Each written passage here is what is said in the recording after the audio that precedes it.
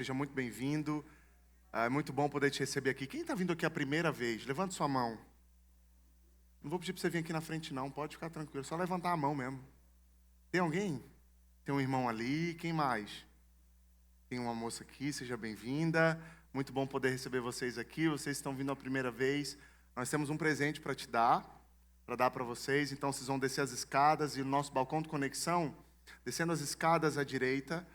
E você quando descer aqui, a gente tem um balcão de conexão e nós temos um presente para vocês. É um livro do Paul Washer e vai ser uma excelente leitura para o final de ano. Eu tenho certeza disso. É muito bom receber vocês aqui, tá bom? E para quem não levantou a mão, você também é muito bem-vindo, tá bom? Muito bom te ter aqui.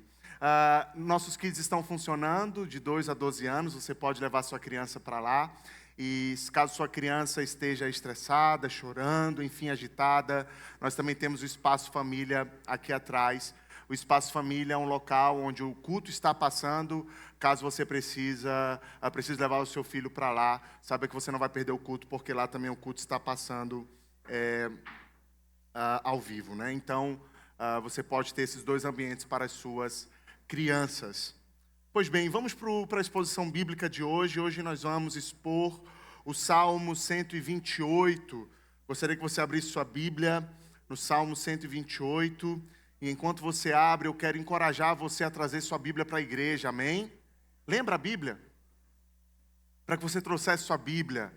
Não, pastor, eu trago no meu celular. Não, traga sua Bíblia. Vamos estar juntos, traga a sua Bíblia. Pastor, eu trago no iPad, não tem problema. Pode ser no iPad, pode ser no celular, mas venha com a Bíblia. Tenha uma Bíblia na mão para que você possa acompanhar o texto bíblico. Por que eu não gosto do celular, efetivamente? Porque o celular tem várias coisinhas que vai te... Estou aqui vendo o texto, chegou um WhatsApp, aí você abre o WhatsApp, aí vai no Instagram e já era. Mas se você traz sua Bíblia... Você pode marcá-la, enfim, se você tem um iPad, você pode marcar aqui, enfim. Então, traga a sua Bíblia para que você acompanhe a exposição bíblica. Nós vamos expor o Salmo 128, nós estamos na série Peregrinos, que é dentro dos Cânticos de Romagem. Os Salmos 120 e 134 são denominados dos Cânticos da Peregrinação, ou os Cânticos de Romagem, que era quando o povo de Deus caminhava para Jerusalém, cantando e entoando louvores ao seu Deus. E nós estamos expondo cada capítulo dos Cânticos de Romagem. No domingo passado nós expomos o capítulo 127, e hoje nós vamos expor o capítulo 128. Nós vamos falar sobre a felicidade que nasce do temor do Senhor. Vamos ler juntos o Salmo 128. Bem-aventurado aquele que teme o Senhor e anda nos seus caminhos. Você comerá do fruto do seu trabalho, será feliz e tudo irá bem com você. Sua esposa, no interior de sua casa, será videira frutífera.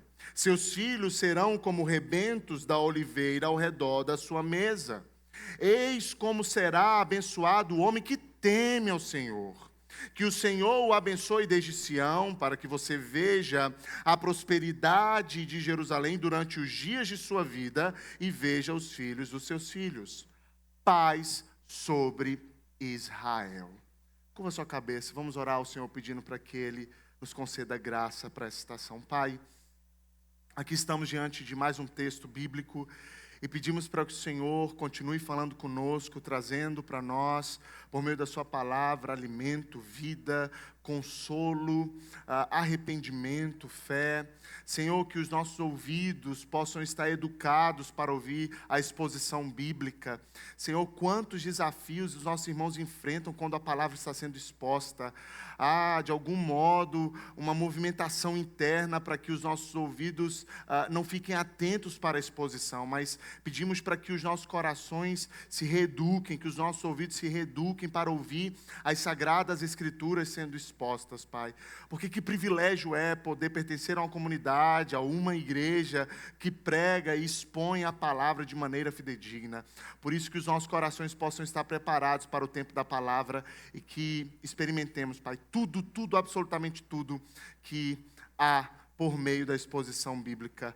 Que façamos tudo para a sua glória, nos dê da tua graça, em nome de Jesus. Amém e amém. Advento e peregrinação falam da mesma realidade. Quando estava preparando a série nos Cânticos de Romagem, percebi que o final dos Cânticos de Romagem iriam entrar na estação do Advento. E por meio da providência divina, cada texto que vamos trabalhar agora nos Cânticos de Romagem encaixam perfeitamente na estação do Advento. E esse texto não é diferente. Advento e peregrinação nos lembram que não estamos parados, que estamos caminhando para a Nova Jerusalém. E a cada passo revela mais sobre quem somos do que imaginamos. Advento não é sobre um povo parado, e peregrinação não é sobre um povo parado. Advento é sobre uma espera ativa e não passiva. É sobre esperar enquanto caminhamos na cidade. Peregrinação o mesmo. Não peregrinamos parado em meio ao deserto. Peregrinamos passo a passo em direção à cidade eterna. Por isso, os cânticos de romagem eram cantados por um povo em movimento. Gente que precisava recordar durante a jornada quem Deus é, quem eram eles e para onde eles estavam indo. Advento é um convite a uma espera no Messias, uma espera que nos aponta para algo e para alguém. Advento não é só uma estação religiosa. Advento é uma preparação litúrgica dos nossos corações. É um convite à vigilância, é um convite ao arrependimento, é um convite à reflexão. Isso é Advento. Advento é caminhar e perceber o que cada passo revela sobre nós. É o momento em que observamos aquilo que normalmente ignoramos quando vivemos rápido demais. Olha, os gurus da internet vão dizer, viva o mais rápido que você puder. Alguns vão dizer, o que você faz da meia-noite às 6? Você devia estar estudando, trabalhando. O nosso tempo, o século 21, o tempo que estamos vivendo, nos chama e nos convida à correria. O tempo que estamos vivendo, parece que em todos os lugares que olhamos, é um chamamento para que você corra mais rápido e que você nunca pare para nada. E enquanto caminhamos rápido demais, ignoramos algumas coisas. Vivemos a vida religiosa freneticamente. Vivemos o nosso trabalho freneticamente. Vivemos os relacionamentos na nossa casa freneticamente. O nosso coração está nessa correria. Eu não sei se você conhece esse tipo de pessoa. Como é que está? Correria. Não, pergunta como é que você está? Correria. Minha vida é uma correria. Como é que estão as coisas? Corre. Você está bem? Estou bem, mas está uma correria. Está uma correria. Isso não passa. Entra ano e sai ano. E a nossa vida é uma correria. E quando corremos assim, não conseguimos observar como está o nosso coração. Porque a própria correria vira um muro que nos protege de honestidade sobre como estamos, sobre como está o nosso coração. A correria vira uma espécie de blindagem. Eu corro para não encarar como estou por dentro. Já percebeu que nós temos problema com o silêncio? A gente não consegue mais ficar em silêncio? A gente dorme ouvindo alguma coisa, a gente acorda ouvindo alguma coisa, a gente vai para o trabalho ouvindo alguma coisa. É a Bíblia, mas a gente está sempre ouvindo alguma coisa. Nós não conseguimos mais encarar o silêncio. Viramos inimigos do silêncio. Por quê? Porque o silêncio revela como você está. Quando o silêncio começa a mostrar como você está por dentro, você logo coloca num podcast sobre nada com coisa nenhuma. Você não quer encarar como você está. Nem eu. Nós não queremos. Mas o Advento é o convite para você continuar andando e tirar o fone do ouvido e ouvir a música que Deus quer te falar. É isso. Silêncio. Uma das coisas que eu mais aprendi enquanto faço meu devocional é ficar em silêncio. A gente pensa que devocional é oração, é palavra, é louvor, e eu não posso parar de falar. Não, devocional é você ficar 15 minutos só apreciando, contemplando a presença de Deus. Não é sobre arrepio, é entender, Ele está aqui. A gente parou de fazer isso. A gente não faz mais. Porque até o nosso devocional precisa ser barulhento. Tem que ter um tchararã, taram, tam, tam. Tô brincando. Me empolguei. Advento é isso. Advento é para que você pare e reflita para que rumo nossa vida está indo. Para onde estamos caminhando. Por isso, o Salmo 128 é um chamamento. O Salmo que acabamos de ler é um chamamento para trilhar um caminho onde o coração é reordenado.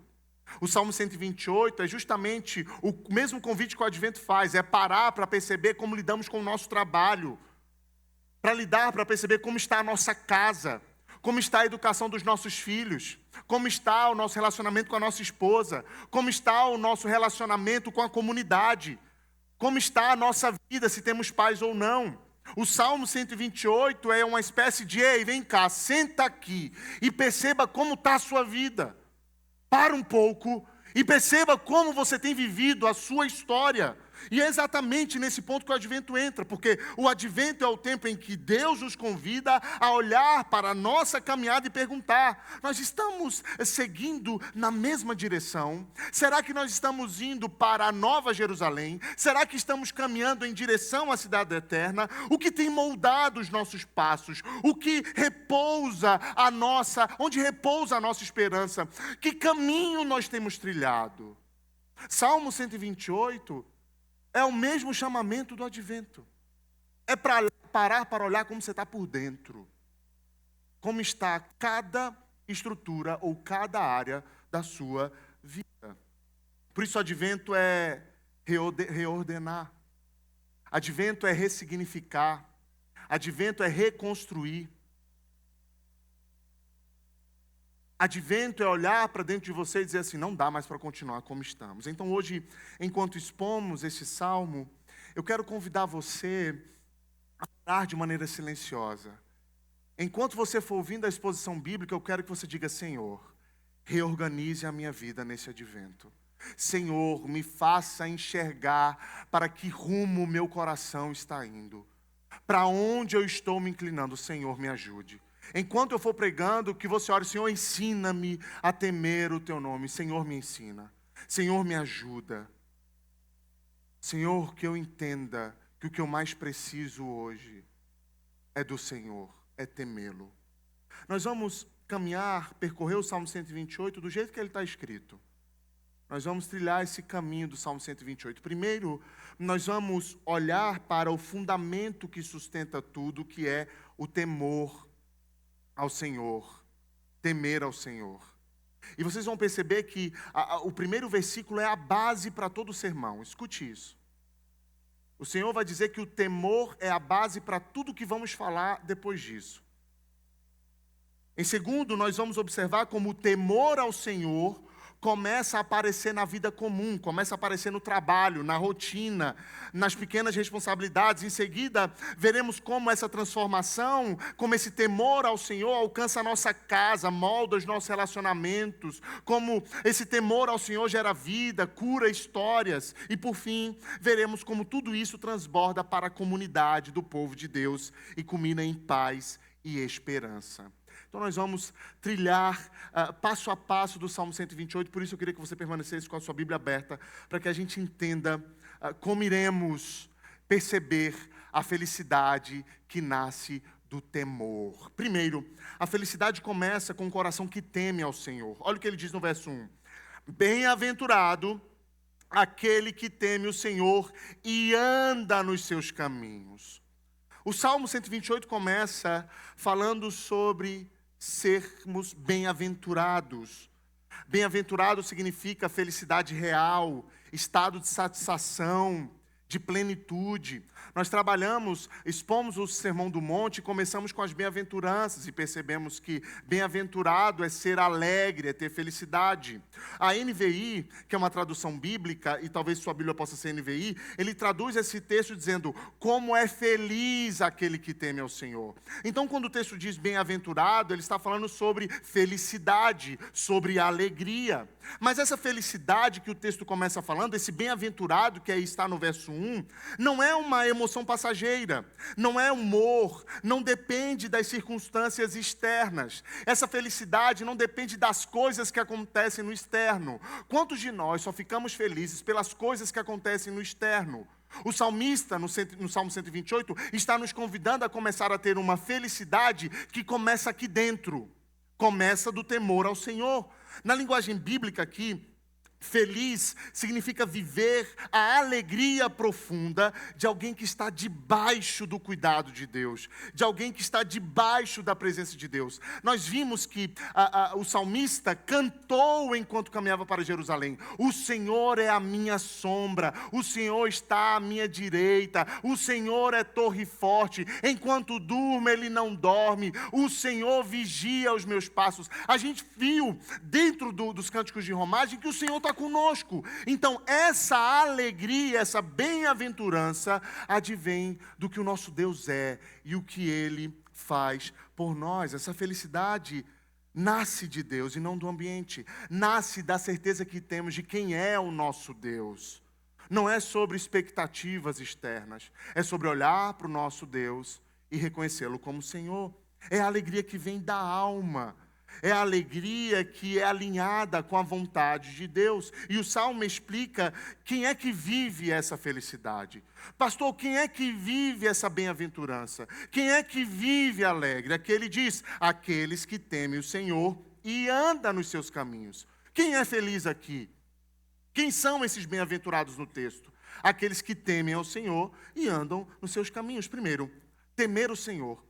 Eu preciso explicar o texto como ele está. Temer o Senhor. Temer o Senhor não é ter medo de Deus. Temer ao Senhor não é ter medo de Deus. Temer ao Senhor é ter reverência. Temer ao Senhor é tratá-lo como Deus. É tratá-lo como santo. É tratá-lo como soberano. É tratá-lo como digno. É tratá-lo como Senhor da sua história. É tratá-lo como Senhor, Rei sobre todas as coisas. É ser obediente a Ele. Temer ao Senhor é levar Deus a sério. É tratar Deus como Deus. É ter reverência. Isso é temer ao Senhor. Temer ao Senhor é permitir que Ele ocupe o eixo da sua existência, o centro da sua vida. Isso é temer ao Senhor. Temer ao Senhor em nada tem a ver com medo. Não. Isso não é temer o Senhor. Temer ao Senhor é olhar para Deus e reconhecê-lo como seu Senhor.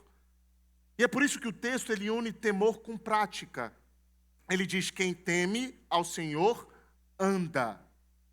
Quem teme ao Senhor não é só aquele que fica dizendo assim, eu temo ao Senhor, eu temo ao Senhor. Não. Como é que eu sei se eu temo ao Senhor de fato?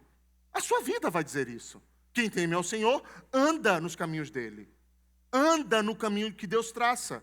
Anda segundo a sua palavra, anda na direção certa. Quem teme ao Senhor está caminhando segundo os princípios do próprio Deus, não de maneira legalista, não de maneira moralista, não. Não é sobre eu temo o Senhor e por isso eu vou andar certinho aqui, não. É sobre você temê-lo, olhar para a graça dele, olhar pelo que ele fez na cruz do Calvário, olhar para a sua obra magnífica e entender, não tem como viver uma vida não temendo a esse Deus, não reverenciando a esse Deus. E porque eu temo a Ele, a minha vida, a minha história anda, caminha, flui por meio da sua palavra.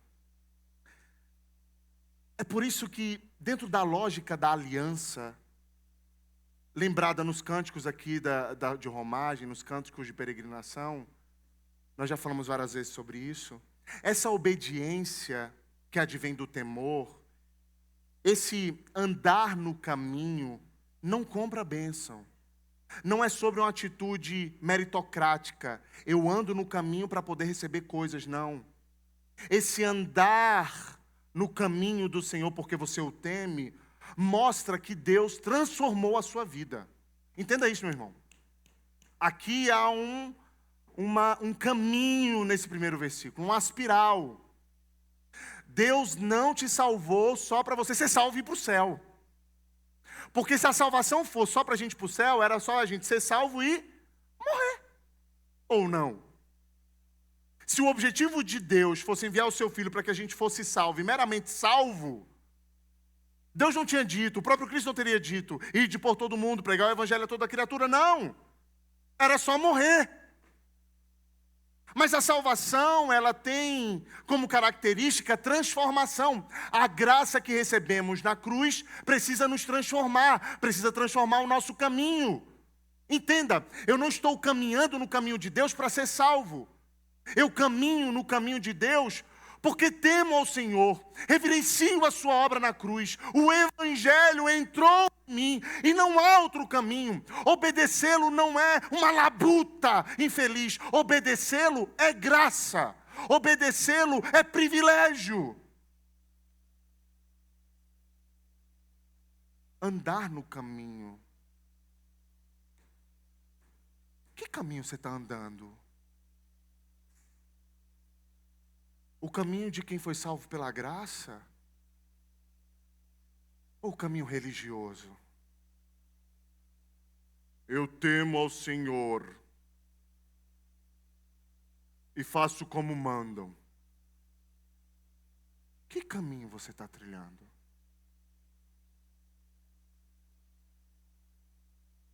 Porque o caminho revela o seu destino. Lembra do Sermão do Monte? Há dois caminhos: estreito e largo. Quando você entra pela porta estreita, o caminho é estreito e o sentido, o destino, é vida. Mas quando você entra pelo caminho largo, pela porta larga, o caminho é largo e o destino é perdição. A pergunta que lhe faço é: que caminho tu está trilhando? O caminho de quem teme ao Senhor ou o caminho de quem tem medo de Deus? O versículo que estamos lendo é esse fundamento para todo o salmo. Escute isso. O versículo que estamos lendo é fundamento para a maneira como trabalhamos, como conduzimos a nossa casa, a nossa família, como vivemos em comunidade. Porque tudo isso na nossa vida só floresce onde tem temor, onde Deus governa. Sem temor ao Senhor, sem entender quem de fato Deus é, sem reverenciá-lo na sua vida, o peregrino, ele anda sem rumo, ele perde o caminho. Com esse temor ao Senhor, o peregrino encontra direção, alegria. O peregrino encontra esperança. E é exatamente o que o Advento nos chama a recuperar hoje. Entender como anda o nosso coração. Agora, deixe-me dizer algo. Se temer ao Senhor é levá-lo a sério, se temer ao Senhor é reconhecer o próprio Deus, então a pergunta que eu lhe faço nessa noite, e que eu quero que essa pergunta fique reverberando durante a sua semana é: você tem levado Deus a sério? Se temer ao Senhor é tratá-lo como Deus de fato, você tem tratado Deus como Deus? Ou só como mais um amuleto na sua história? Ou como um homem que transcende, que está num trono e que está prestes a me castigar, ou um homem que está no trono que manda, mas está à parte da minha história. Eu lhe pergunto, meu irmão, se há no seu coração de fato temor ao Senhor, se você leva Deus a sério de fato, se Deus não é só uma história religiosa, dominical na sua vida. Eu lhe pergunto mais uma vez: você tem levado Deus a sério?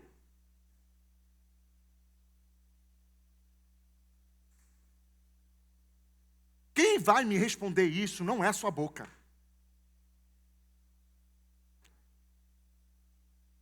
A intenção do salmista não é que os peregrinos digam assim, eu levo Deus a sério, não. Quem vai responder se você leva Deus a sério ou não é a sua vida. Quem vai dizer se você tem temor ao Senhor ou não é a maneira como você vive. O seu Instagram diz que você teme ao Senhor. A sua busca no Google diz que você teme ao Senhor. Os seus grupos no Telegram, no WhatsApp, dizem que você teme ao Senhor. A maneira como vocês jogam futebol, dizem que vocês temem ao Senhor. A maneira como vocês se vestem, dizem que vocês temem ao Senhor. A maneira como vocês se comunicam, dizem como vocês temem ao Senhor. O que sai da tua boca diz que você teme ao Senhor, meu irmão. Eu não me acostumo, Lohan, sentar com um cristão e sair dele palavrão da sua boca. Não tem como. Parece que eu estou virando pastor da Assembleia aqui. Legalista, mas não é. É porque eu estou percebendo que o óbvio vai ter que ser dito. Homem e mulher, se vive falando palavrão, meu irmão, você perdeu a linha. Sua boca está falando que o seu coração está cheio. Eu fico impressionado como sento com alguém e alguém consegue falar palavrão na minha frente. E não só comigo que sou pastor, não. Se fala comigo, quem dirá na sua casa? Para cada vírgula um palavrão. A sua vida está lhe denunciando. Não é só na igreja, é no trabalho. É dentro do seu casamento. É na criação dos seus filhos. É na maneira como você vive comunidade. E o advento está lhe convidando para você parar e refletir se você teme ao Senhor de fato.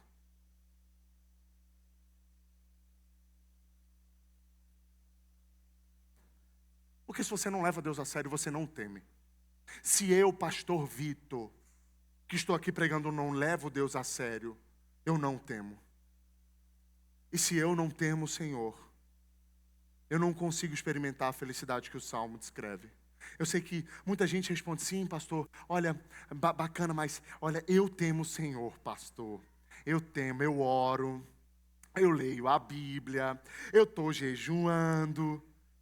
Pastor, eu estou ouvindo nos cultos. Pastor, eu levanto a mão, eu canto alto. Pastor, se tem alguém que teme o Senhor, sou eu. Antes do Senhor falar, eu já trago minha Bíblia. Olha, eu temo o Senhor. Eu só sigo Cassiane, Jairinho, Fernanda Brum, sei lá. Eu posto uma foto, eu meto logo um salmo. O salmista ele não está perguntando se você tem hábitos religiosos. O salmista não está perguntando se você conseguiu completar a sua checklist gospel como um religioso. Ele está perguntando se o seu coração reverencia Deus de verdade. Porque existe uma diferença enorme entre temer o Senhor e ter medo dele. Já parou para pensar que muitos aqui vieram hoje aqui porque têm medo do Senhor? Não, lá no fundo, lá no fundo. Não quero julgar ninguém. Já parou para pensar que tem gente que está aqui porque tem medo do Senhor? Vive o seu cristianismo por medo? Por que você veio no culto? Você vai perguntando e lá no fundo é medo de Deus.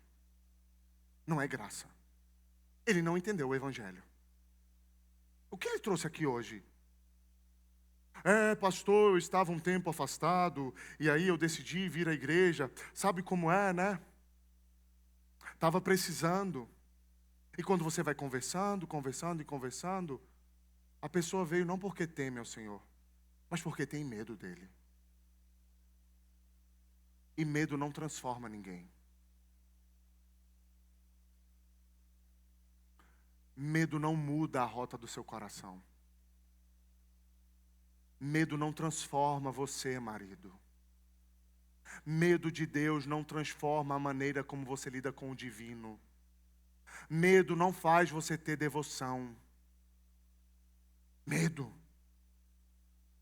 ora porque tem medo de ser punido. Medo vem à igreja porque fala assim, eu preciso ir porque eu sou crente, sei lá, né? Vai que Deus, sabe, olha para mim e me castiga. Não entendeu o que é o evangelho. O que lhe trouxe aqui? Medo lê a Bíblia porque está preocupado consigo mesmo, com a sua pele. Medo participa por obrigação. Medo dizima. Dizima para não perder as coisas. Medo. Não é temor, é medo. E medo nunca transforma ninguém. É por isso que o número de cristãos só cresce. Não sei se você percebeu. Só cresce, só aumenta. Nossa igreja só cresce. E eu não quero uma igreja cheia de gente que tem medo. Nós não queremos isso. Nós não queremos que você venha para o culto porque você tem medo de Deus. Nós queremos uma membresia que teme ao Senhor, de um povo regenerado, que nasceu de novo. Eu não vou ser o pastor que vai ficar botando medo. Você não está mais na sua antiga igreja. Mas tem gente que adaptou, botou o evangelho na caixa do medo e o evangelho é isso. Se você não dizimar, você vai perder tudo. Medo. Se você não vier mais para os cultos, sua família vai ficar doente. Medo. Se você não me honrar, a sua descendência vai falir. Medo.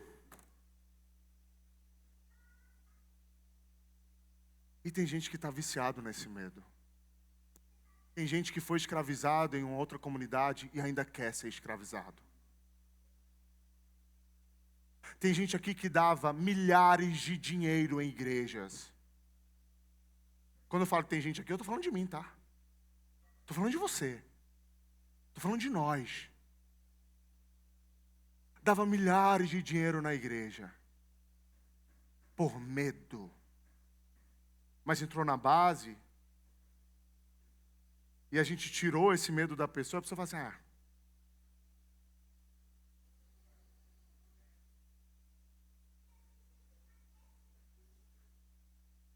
O número de cristãos cresce na nossa cidade.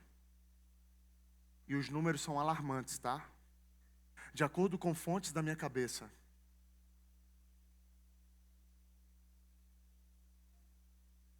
O crescimento é insano. Uma onda laranja invadiu. E agora os homens e as mulheres dos homens, é todo mundo crente. E não julgando o movimento lá, irmão.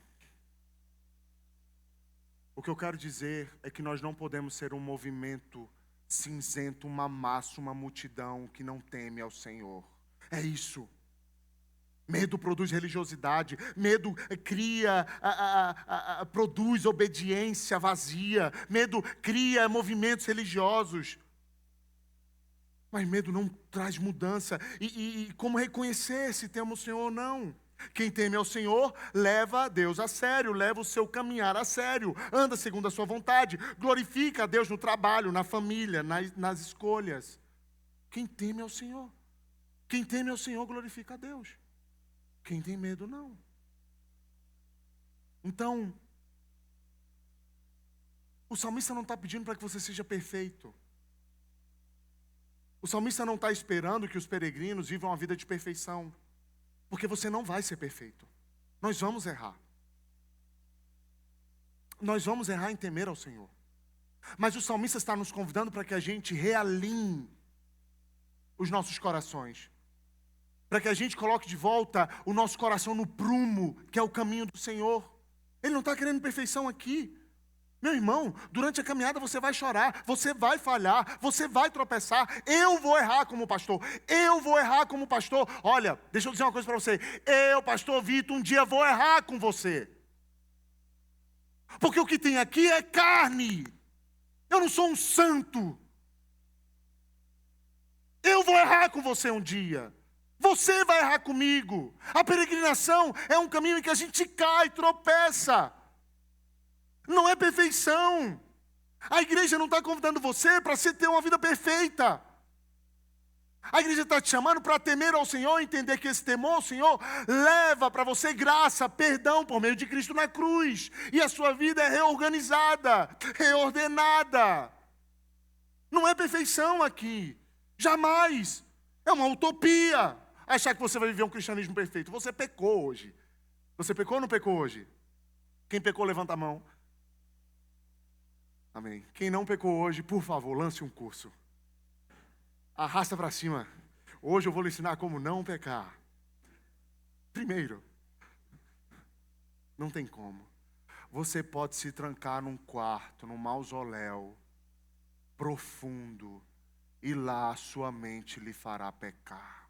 Não tem como. Mas é bem-aventurado aqui aquele que vive sua vida em torno de Deus e não de si mesmo. Então o advento ele traz para nós esse entendimento e esse questionamento. O que aconteceu com o meu temor ao Senhor?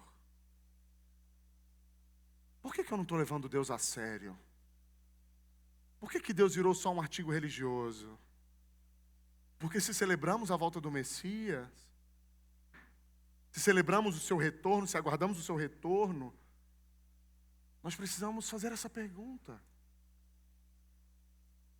Se vamos sentar na mesa para comemorar o nascimento de Cristo, a pergunta que nós precisamos fazer é: por que não temo mais o Senhor?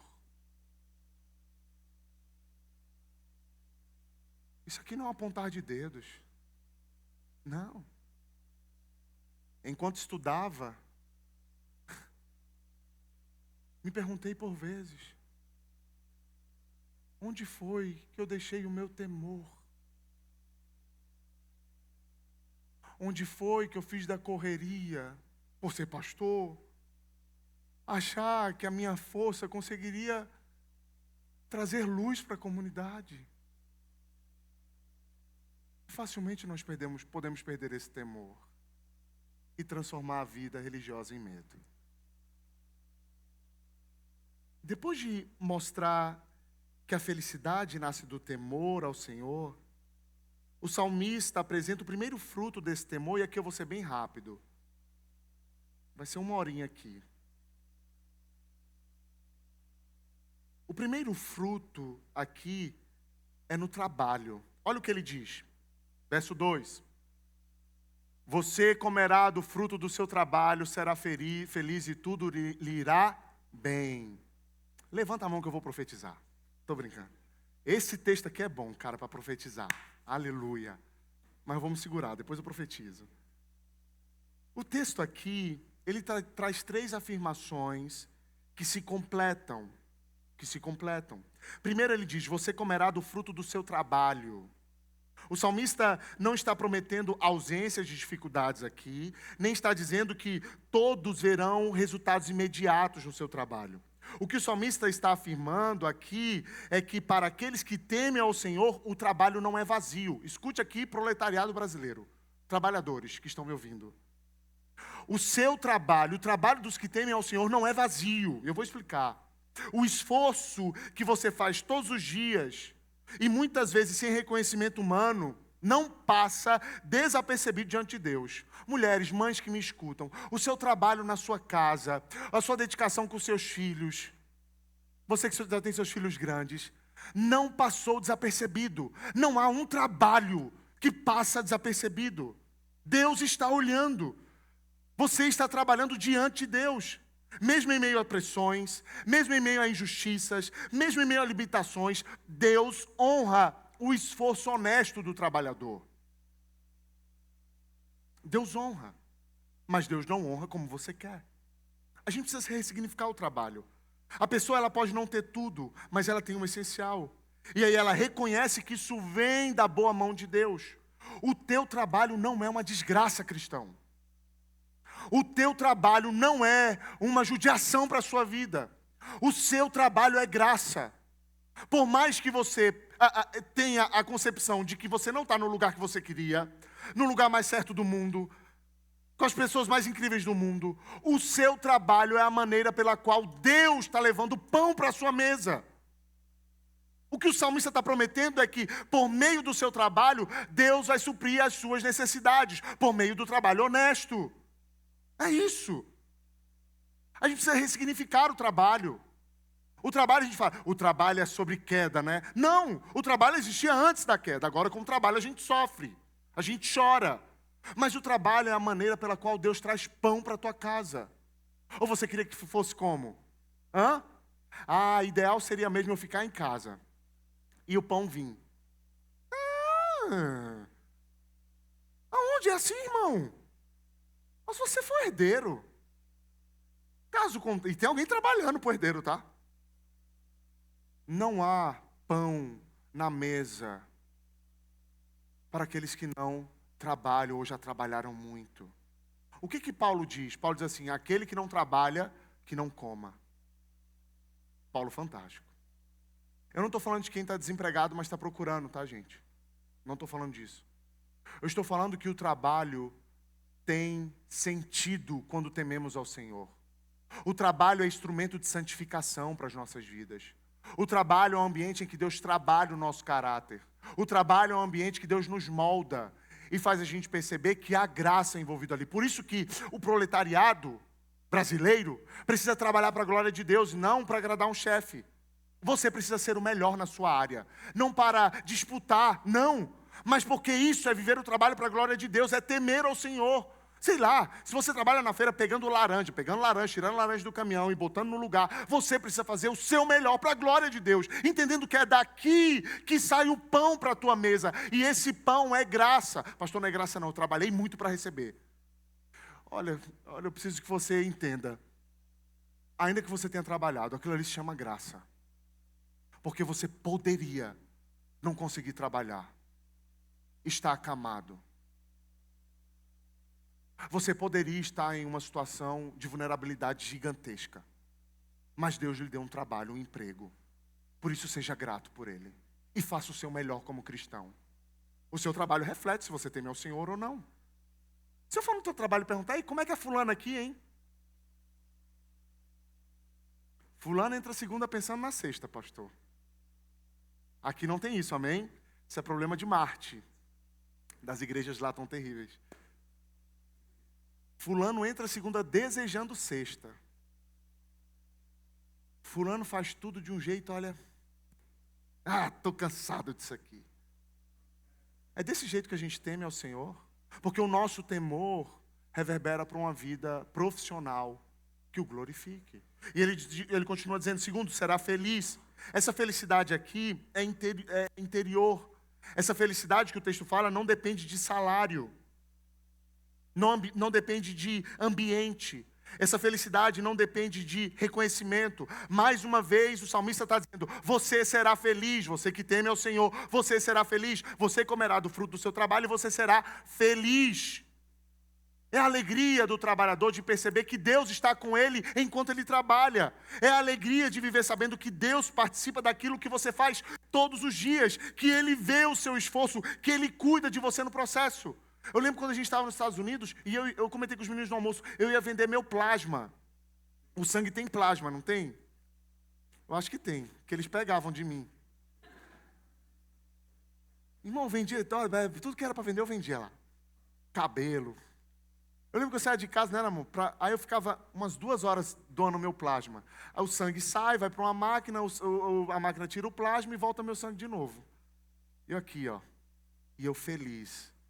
Porque ia pingar 100 doleta na minha conta. Mas eu saía de casa dizendo assim, é por meio desse trabalho, que é um trabalho, tá? Que o Senhor... Eu ficava apertando uma bolinha assim, irmão, tu acha que é fácil, é? Uma agulha desse tamanho, é por meio desse trabalho que o pão vai vir para minha casa. Graça. Graça. Quando não tinha, porque só pode ir de 2 em 2 semanas, porque senão eu estava todo dia dando meu plasma. Eu queria levar Agnes, mas Agnes não podia. Tem como trazer a Bela? Deve ter plasma pra caramba lá dentro.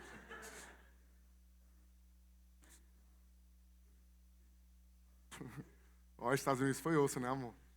Quando não tinha como vender plasma, eu comecei a trabalhar em construção. Eu pegava o lixo de construção, levava pro lixão. Comecei a limpar a piscina. Comecei a entregar Uber. Entregar comida que estava dentro do Uber. O que eu estou dizendo com isso? Que quando eu olhava para o meu trabalho, eu olhava para a graça. De verdade eu estou dizendo para vocês. Esse é o modo como a minha casa vai comer. E Deus vai me abençoar. Entende? E por isso sou feliz, porque Ele não está à parte disso. Deus viu todos os plasmas que saíram da minha veia. Deus contemplou todo o lixo, todo o saco de lixo com entulho que eu botei dentro de uma caminhonete. Deus viu todas as vezes que eu passei na redezinha, na piscina, tirei filtro. Deus viu, Ele estava lá contemplando.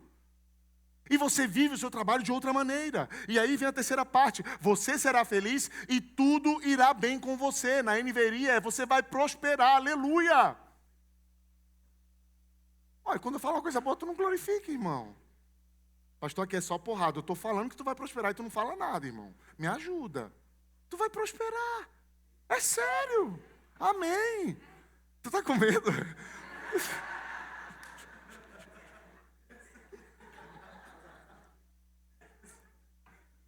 Primeira vez que eu vou falar bem da prosperidade, tu não glorifica. Para aplaudir de pé, igreja. O texto está falando sobre prosperidade. Mas não a prosperidade dos apóstolos aí, né? É a prosperidade de Deus. E a prosperidade de Deus é que sua vida não vai ser perfeita, mas que Ele estará lá. Isso é vida próspera. O cristianismo faz a gente ressignificar isso. Prosperidade na vida cristã é a graça que advém desse Deus por meio do seu Filho. Qual é o maior milagre que nós recebemos? Cristo, o Messias. Tudo irá bem é a segurança de que Deus pode, de fato, abrir algumas portas, fechar outras, nos preservar enquanto trabalhamos. Irá tudo bem significa que Ele vai nos sustentar. Ele vai nos sustentar. Teve dias nas nossas vidas que eu fiquei, meu Deus, o que nós vamos comer? Eu conto a história do bacon, porque é incrível. A Agnes queria comer bacon. Agnes, amor, eu queria bacon. Eu fiz, Agnes, não tem como comprar bacon hoje. Hoje vai ficar sem bacon. Dá 10 minutos, alguém bate na porta. Vocês querem bacon?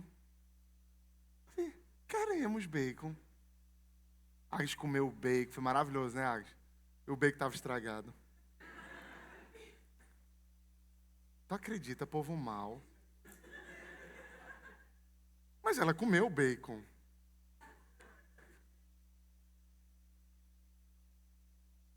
É umas bênçãos, né? De algum modo, Deus ouve as nossas orações e preserva, e cuida e nos sustenta. Em tudo. Deus tem colocado pão na sua mesa, meu irmão.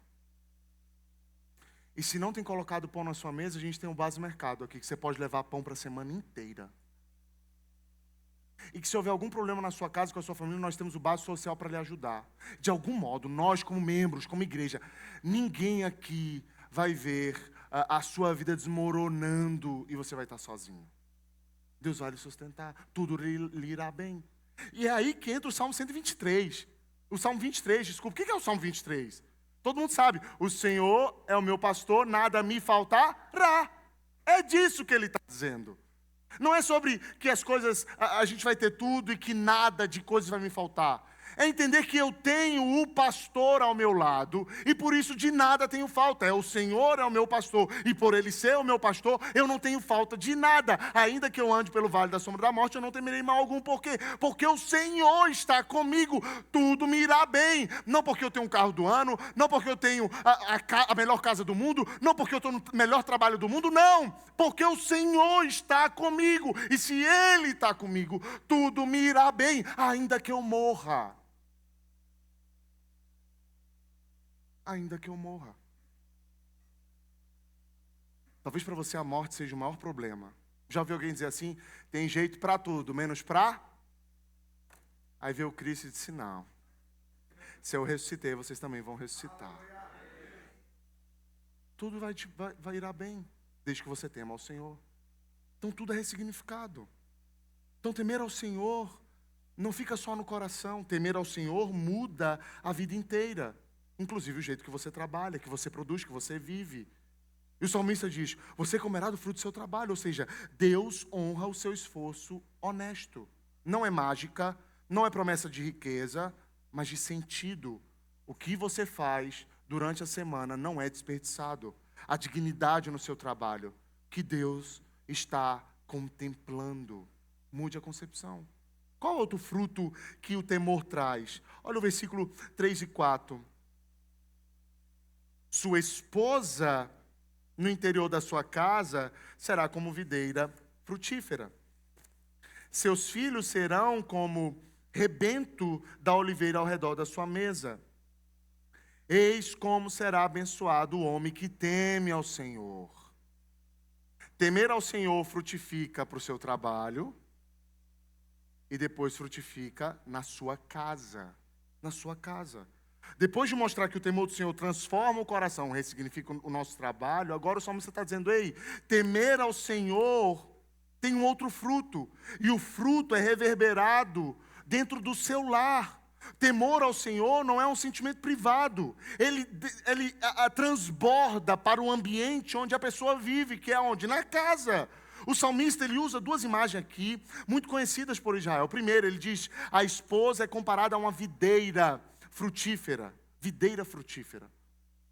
Videira frutífera na Bíblia significa alegria, vitalidade, estabilidade. Videira frutífera. A sua esposa, para você, homem temente ao Senhor, ela será como uma videira frutífera. A ideia aqui não é idealizar como uma mulher perfeita, mas mostrar que a esposa, ela floresce em um lar onde Deus é honrado, onde o marido teme ao Senhor. Maridos, a questão aqui é com vocês. O salmista aqui não está apontando para a mulher, o salmista está apontando para o homem da casa que teme o Senhor. Se você teme ao Senhor, a sua casa é alcançada por esse temor. Como? A sua mulher é uma videira frutífera. Ela frutifica porque está plantada num ambiente que é marcado por graça e não pelo caos. O convite do salmista está dizendo, você marido, eu marido, você que teme ao Senhor, precisa fazer da sua casa um ambiente de graça. Porque é muito bom ser temente ao Senhor aqui dentro. O menininho chegou para o pastor e disse assim, pastor, tem como a gente morar na igreja, pastor? Já ouviu a história? Tem como a gente morar na igreja, pastor? Por quê, meu filho? O pai do menininho era pastor também, tá? É como se o menino tivesse chegado comigo e o menininho fosse filho do Ítalo. Só para que vocês entendam, é sério. Não é o Ítalo na história. Pastor, tem como meu pai morar aqui na igreja? Pastor, mas por quê? Não, pastor, é porque aqui ele é muito bom. Aqui ele abraça, aqui ele canta, aqui ele cumprimenta todo mundo, aqui ele não grita, aqui ele é tão parceiro das pessoas, pastor. Aqui em casa ele é, aqui na igreja ele é incrível, mas na nossa casa não. Tem como a gente morar aqui?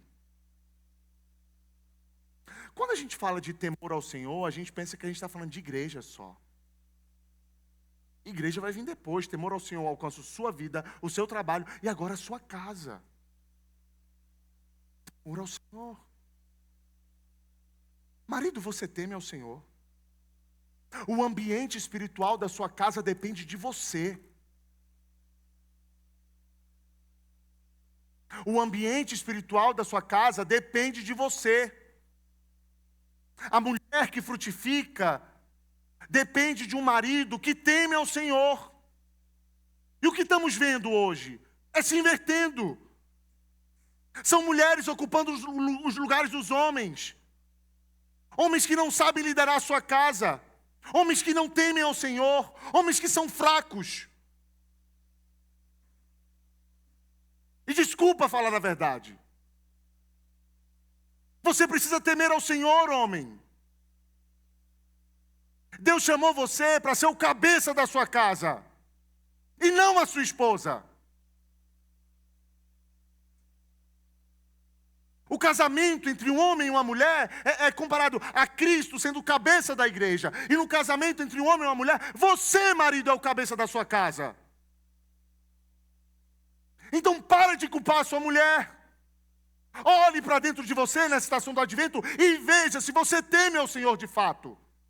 Ou se o seu temor ao Senhor e tem uma localidade que se chama igreja. Mas a sua casa está um inferno. E você culpa Deus e o mundo, mas não olha para o seu coração. Você foi chamado para dar a vida pela sua esposa. E aqui eu não estou dando indireto, eu estou sendo bem direto. As mulheres da nossa geração estão sofrendo porque homens não são fortes. Estão tendo que ir para uma montanha, se ficar com um monte de macho, ouvindo um monte de abobrinha, para voltar a ficar gritando aú, aú, aú. Porque não conseguiram se render ao Senhor. E as mulheres tomando a sua liderança dentro da casa estão dizendo: marido, vai, eu já paguei tudo, eu já fiz tudo, vai, pelo amor de Deus, é o único jeito.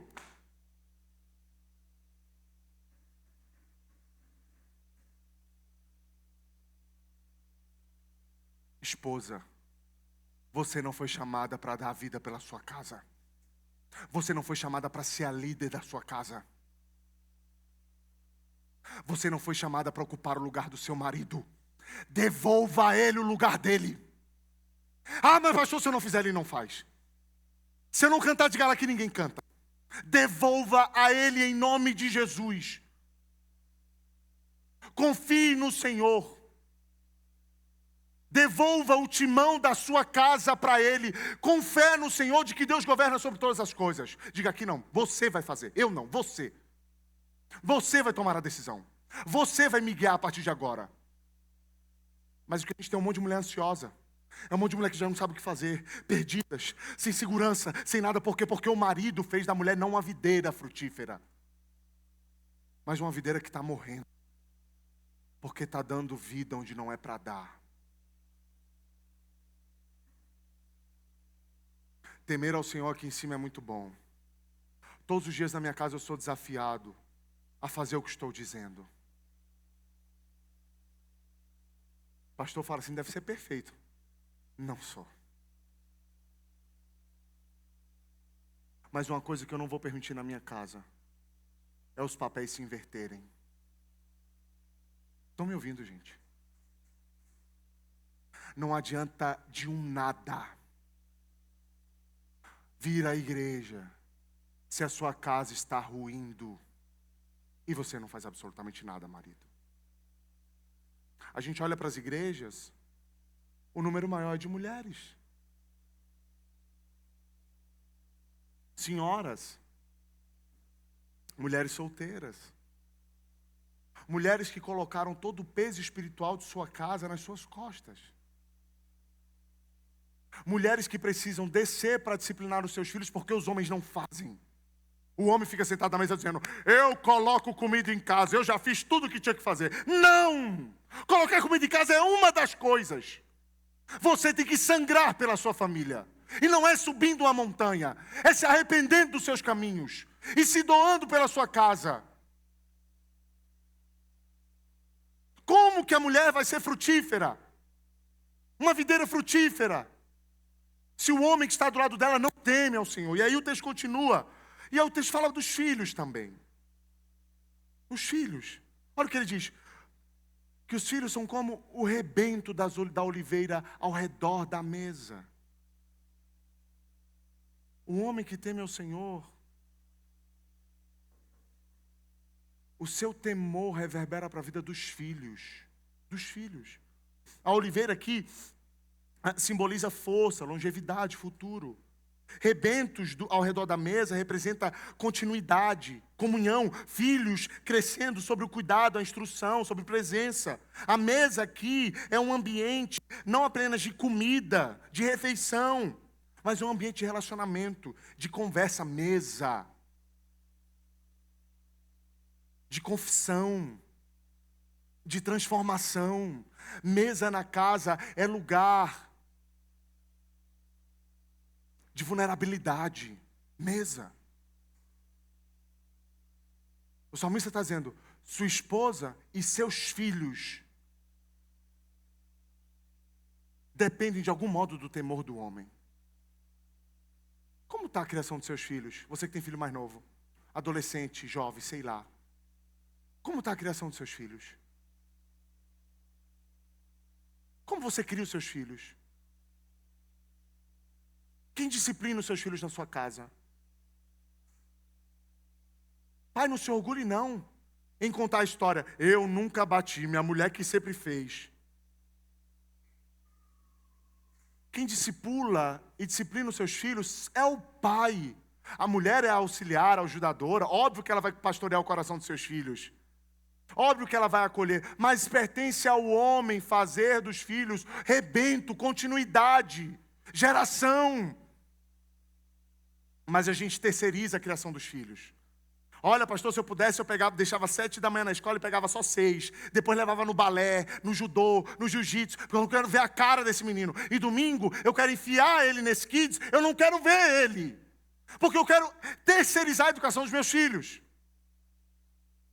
Vida espiritual é a igreja, educação é a escola. Eu quero terceirizar a vida do meu filho.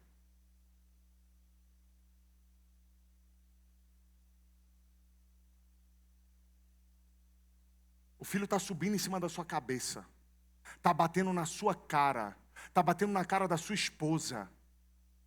Está gritando, respondendo. E você, você quer mamão ou banana? Não há disciplina mais nos filhos. Uma geração de pais frouxos. Que não temem ao Senhor. A disciplina aqui, o cuidado com os filhos, não é sobre ser um pai viril, é sobre um homem que teme ao Senhor, que entendeu que o que ele recebeu é herança. Lembra do texto que nós trabalhamos no domingo passado? O que são filhos? É herança, é graça, é dádiva, dada a nós, e nós precisamos zelar por eles, até o dia que eles vão casar e vão para sua casa. Deixará pai e mãe e se unirá a uma mulher. Até lá, nós precisamos cuidar do coração dos nossos filhos. Olha, eu cuido de Bela. Vou ensinar o caminho para ela, vou discipliná-la. Mas ela pode crescer e dizer assim, eu não quero Jesus. Eu vou dizer, tudo bem. Não é porque ela é filha de pastor que vai passar por osmose. Eu vou ter que evangelizá-la, para que ela cresça querendo o Senhor. Nosso papel tem que ser feito, porque tememos ao Senhor, tanto de pai quanto de mãe. Gente, desculpa aqui falar isso, mas eu preciso falar. A gente tem criança nesse kids aqui que nitidamente não é disciplinado em casa. Crianças que batem, que chutam, que gritam com a professora. A gente vai educar teu filho, é isso? Só me fala, porque eu sei como é que faz.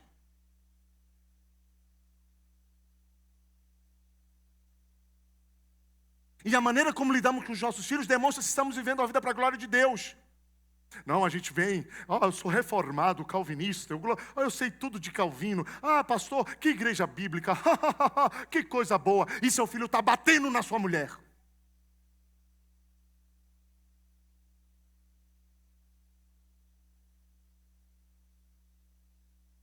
Discipline seu filho. Quando Bela aprontou na salinha, ela foi disciplinada com vara. Não, pastor. Não. Disciplinada. Você nunca mais grite com uma professora. Nunca mais.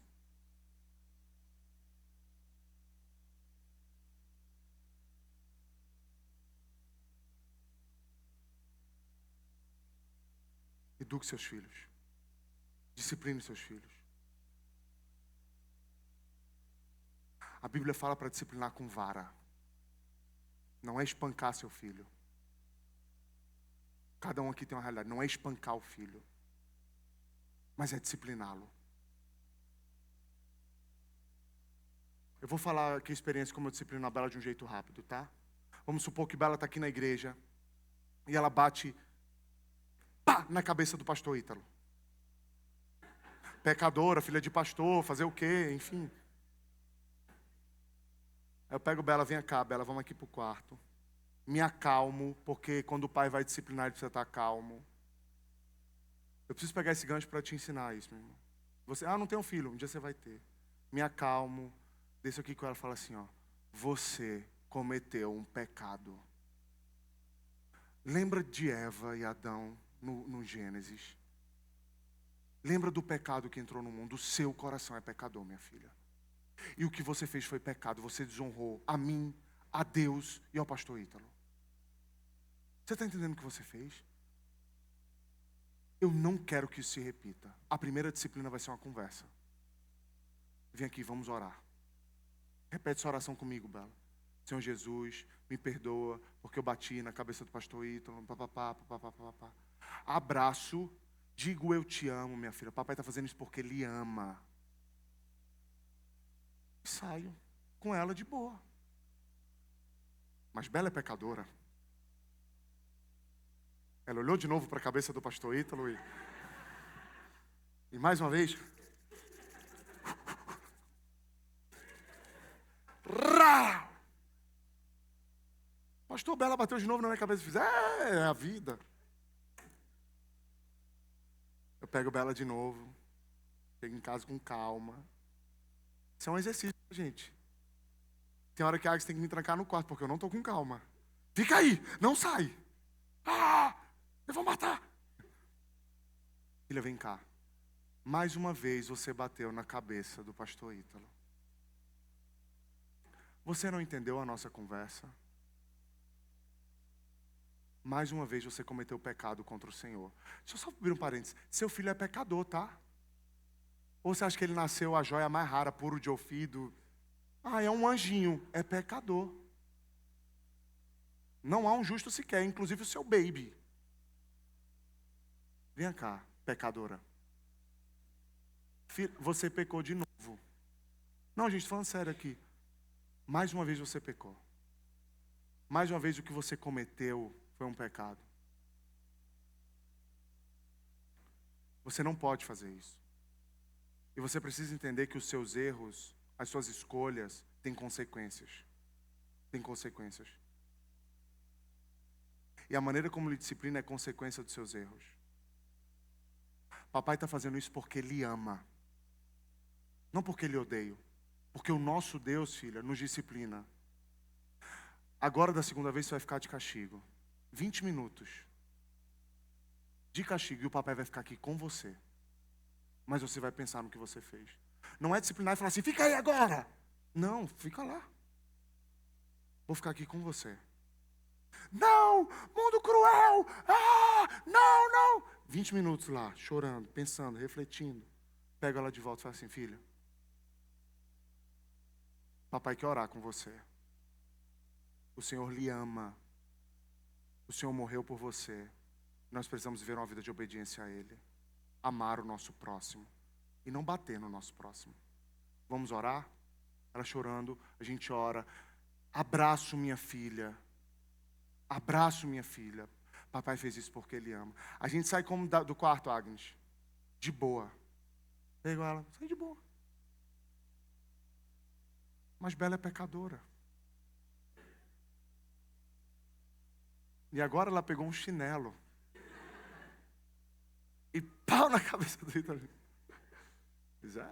A vida é uma caixinha de surpresas. E eu pego Bela de novo. Filha. Mais um. Papai tá até com vergonha já. Agora papai vai te disciplinar com vara. A Bíblia diz que eu preciso te disciplinar com vara. Porque o Senhor nos disciplina com amor. Papai vai fazer isso porque Ele ama. Ok? O que você fez não é certo. E dou 3 palmadas. Com força, olhando no olho dela. Você pode chorar. Eu sei que doeu. Está doendo no papai também. Está doendo em você e está doendo em mim. Papai fez isso porque Ele ama. E não quer que você ande por esse caminho. Me dê um abraço. Acolho, choro com ela sem ela ver. E digo, papai está fazendo isso para o seu bem. A gente sai do quarto de boa e vamos viver. Isso é amor. Isso é temor ao Senhor. Não espanquei minha filha. Disciplinei ela, estive ao lado dela em todo momento. Antigamente minha mãe me disciplinava. Rebau! Cachorro! Diabo do meu olho! Eu vou subir dessa casa! Não era, mãe? Bichinha. Me formou como eu sou hoje. Preciso dar uma terapia. Minha amiga, ela acertava de onde ela estava. Pum! E era o que tinha na frente, meu irmão. Pedaço de pau, régua, o que tinha. Fica aí! Pum! Tô brincando, não fazer isso não. A gente foi disciplinado assim. E para a gente ter sido disciplinado assim, o que a gente fez? Eu não vou disciplinar os meus filhos. E está crescendo uma geração indisciplinada.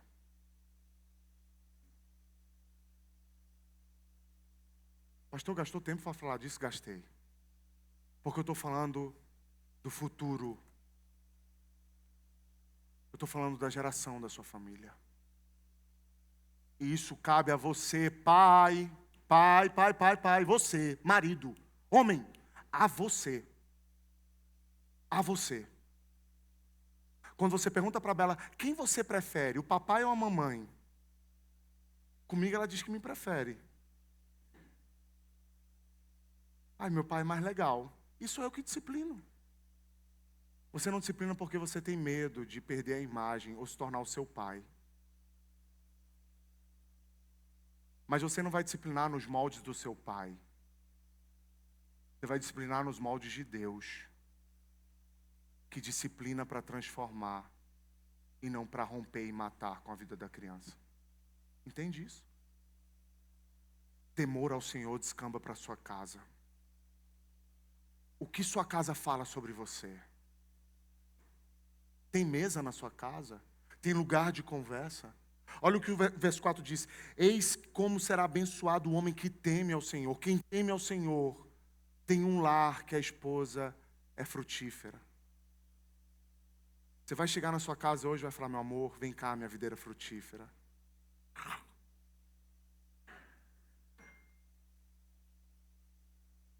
Que isso, gente? Senhor, estou pronto. Leva-me, mais perto quero estar. Quase que eu virei arminiano agora. Ouviram alguma trombeta por aí que eu fiquei...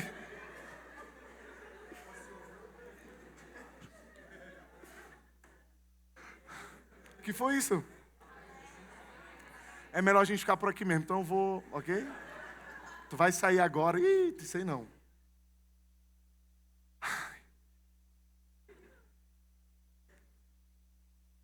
Você será abençoado e a sua casa vai ser um reflexo disso. Por último, olha o que ele diz no versículo 6, 5 e 6. Ele diz que o Senhor o abençoe desde Sião, para que você veja a prosperidade de Jerusalém durante os dias de sua vida e veja os filhos dos seus filhos. Paz sobre Israel. Quem teme ao Senhor, o temor ao Senhor, vai para a sua vida, para o seu coração, para o seu trabalho, para a sua casa e depois para a igreja.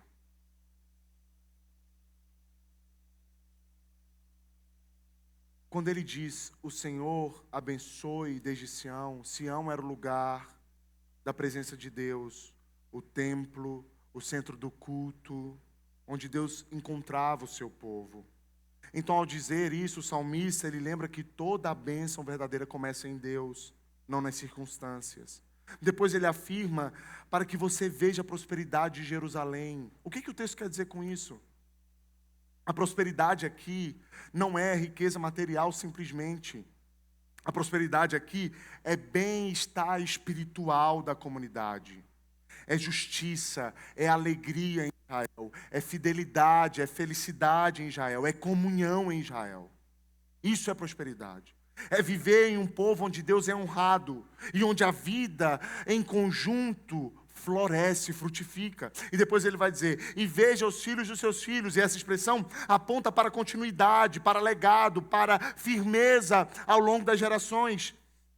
A ideia aqui do salmista é sobre uma vida marcada por estabilidade, pela graça que está para além de nós. E por fim ele fala, paz sobre Israel.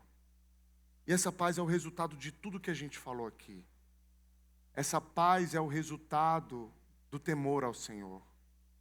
Essa paz nasce do temor, invade o lar, invade o trabalho, invade os nossos corações e descamba para a comunidade. Aqui ele está dando para nós a receita de como um homem pode ter shalom, paz. Irmãos, preste atenção aqui. Aqui eu encerro. Está caindo o mundo aí, é melhor ficar aqui mesmo. Escute algo. Se esses peregrinos, caminhando em direção a Jerusalém, cantavam pedindo a Deus, caminhavam para Jerusalém, cantando pedindo a Deus, prosperidade à cidade, paz ao povo, cantavam pedindo o futuro das gerações. Olha o que eles estavam cantando, olha para o que eles estavam orando.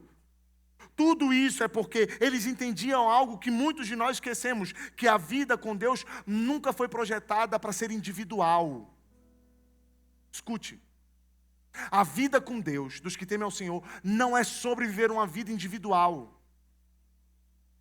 Eles não estavam cantando, Senhor me prospera, Senhor que tenha paz sobre os meus filhos, Senhor que tenha paz sobre a minha geração, que tenha paz, não, lá Senhor, a minha comunidade, o teu povo.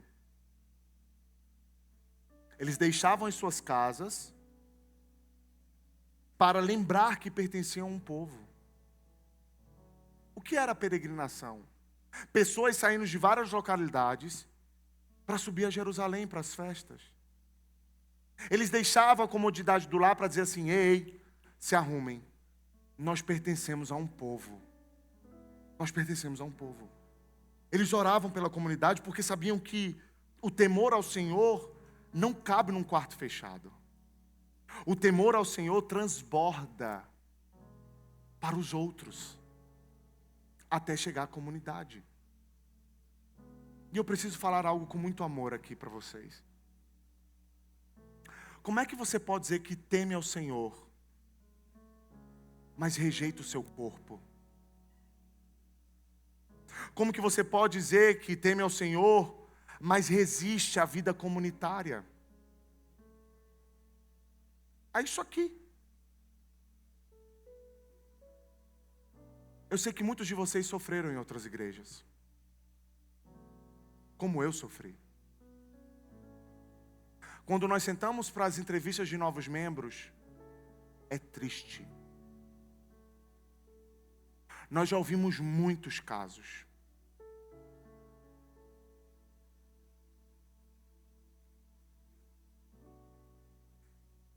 Nós já ouvimos muitos casos de crianças que foram vendidas para o pastor, para se tornarem objeto sexual do pastor.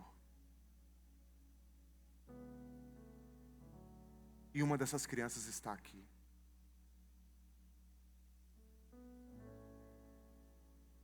Nós já ouvimos sobre abuso emocional, pessoas que saíram de um lugar que era um lugar onde ele é extorquido, roubado. A gente já ouviu de tudo aqui. Você não é o primeiro e nem o último.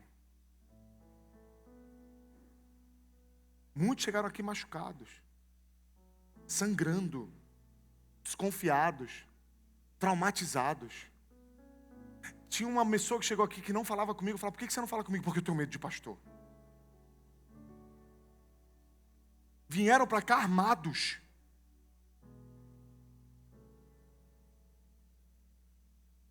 Eu não sou aquele apóstolo. O Ítalo não é aquele apóstolo. Eu não sou aquele líder de célula. Essa não é aquela igreja. Não traga os fantasmas de lá para cá. O tesoureiro dessa igreja não é aquele tesoureiro. A maneira como nós lidamos com o culto não é como eles lidavam. Você está em uma comunidade de fé que teme ao Senhor, que não é perfeita. Não, absolutamente não. Começando do pastor. Não há aqui alguém arrotando santidade nos domingos. Vocês nunca me viram fazendo isso. Porque eu sou muito bom, porque eu sou... Não, não, não, não, não, não.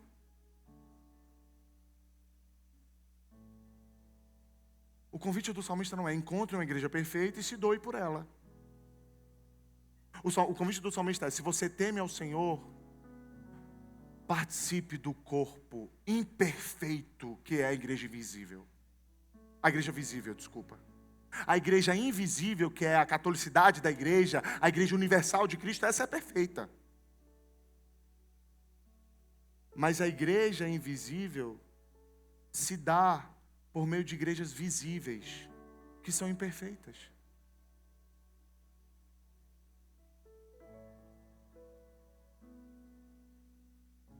Se você teme ao Senhor, você precisa abandonar a sua trajetória religiosa passada.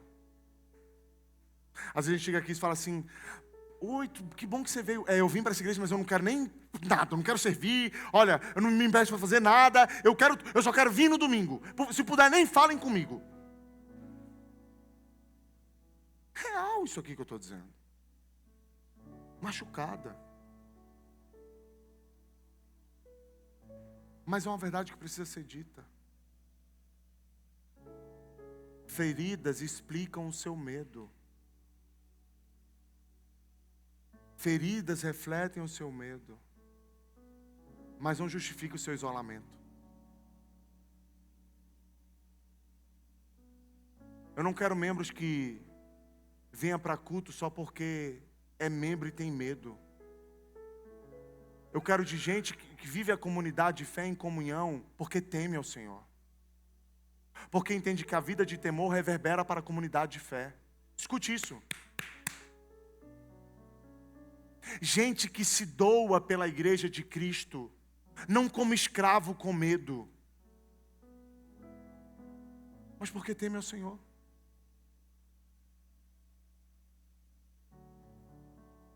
Porque teme ao Senhor.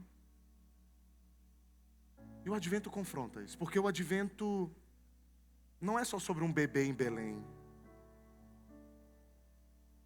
O advento é sobre Cristo vindo ao mundo reunir um povo. Deus vai salvar um povo, meu irmão. A salvação é individual, mas Ele vem para salvar um povo. O que o Novo Testamento diz? Ele vem para salvar a sua noiva, a sua igreja, as suas ovelhas. Ele não diz: eu vim para salvar o Vitor. Ele veio para salvar um povo. E não tem como amar Cristo e não amar seu corpo. Todo o tempo a gente está aqui: saúdem uns aos outros, falem uns com os outros. Ah, pastor, estou aqui há muito tempo, eu não consigo ter contato. E eu entendo que pode ser difícil. É tudo novo aqui. A igreja vai fazer 3 anos agora. É tudo novo. Mas se dedique a isso.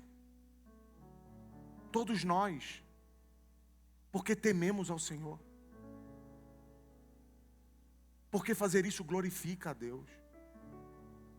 Então, como a sua vida em comunidade reflete o seu coração? Como a sua vida comunitária, a sua vinda aqui nessa igreja reflete o seu coração? Um coração de quem tem medo e por isso vem. Um coração de quem teme ao Senhor e que entende que o ama e por isso ama a sua igreja. Olha, é muito triste para nós como pastores. E esse não é um problema tão grande nosso. Mas é muito triste nós pastores ficarmos assim: gente, olha, por favor, não faltem o culto, hein? Culto. Ei, gente, escola bíblica. Ei, olha, eu não sei quem tem que vir para a escola bíblica. Alguns Nicodemos têm que vir. Gente, reunião de oração. Importante, gente. Reunião de oração. Pastor, o senhor está querendo ativistas religiosos? Absolutamente não. O que nós estamos querendo é uma comunidade de regenerados. Eu tenho 2 sonhos na igreja. 2 sonhos que um dia eu vou concretizar. Se o presbitério permitir. 2 sonhos. Primeiro, não falar mais de oferta e dízimo aqui. Meu sonho número 1. E segundo, não dar mais aviso. Porque o povo entendeu. Quarta-feira vai ter um super encontro de mulheres. E o encontro de mulheres vai ser isso, aquilo, outro. E a gente faz a maior propaganda porque o encontro de mulheres. Você é mulher, venha para o encontro de mulheres. Olha, você precisa do encontro de mulheres. Venha para o encontro de mulheres. A gente posta encontro de mulheres. Mulheres, venham, você está precisando. Ei, mulher, venha. Ah, como é meu sonho. De uma igreja que é um organismo vivo que entendeu a importância de estar. E não só no culto, mas na vida. Na vida. Na vida. O advento está chamando a gente para voltar para o corpo de novo. Não é sobre ser membro. É sobre fazer parte do corpo. Se doar. Fortalecer uns aos outros. Ajudar uns aos outros. Aqui eu encerro. Temer ao Senhor descamba para coração, trabalho, casamento e igreja. E por meio disso você tem paz. Paz. Shalom. Fique em pé no seu lugar. De onde virá a nossa paz?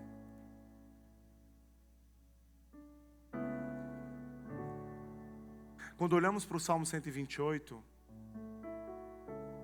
nós não vamos conseguir cumpri-lo.